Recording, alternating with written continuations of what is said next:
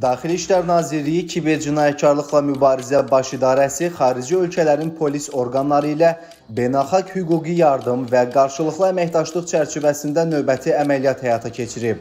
Belə ki, xarici ölkələrin birində müxtəlif şəxslərə onlayn kriptovalyuta alqı-satqısı adı altında xüsusilə külli miqdarda ziyan vuran Azərbaycan vətəndaşları barədə kiberpolisə əməliyyat məlumatı daxil olub.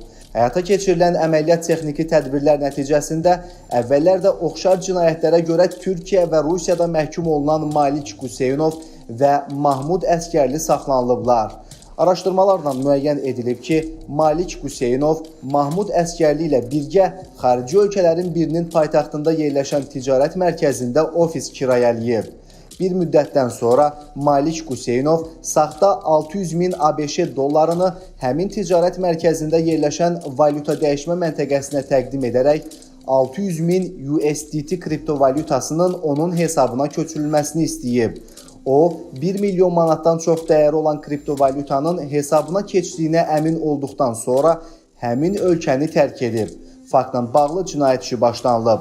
Malik Quseyinov və Mahmud Əskərli barəsində məhkəmənin qərarı ilə həbs qəti imkan tədbiri seçilib. Araşdırmalar davam etdirilir.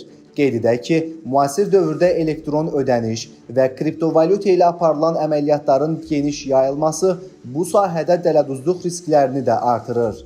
Bundan sui-istifadə edən bir sıra cinayətkar qruplar istər virtual məkanda, istərsə də real müstəvidə kibercinayətlər törətməyə və insanların pul vəsaitlərini ələ keçirməyə çalışırlar. Odur ki, xüsusən sosial şəbəkələrdə tanımadığınız şəxslərlə maliyyə əməliyyatları aparan zaman diqqətli olmağınız, habelə yüksək, perspektivli qazanc vədi verən kripto layihələrə pul yatırmamağınız tövsiyə olunur.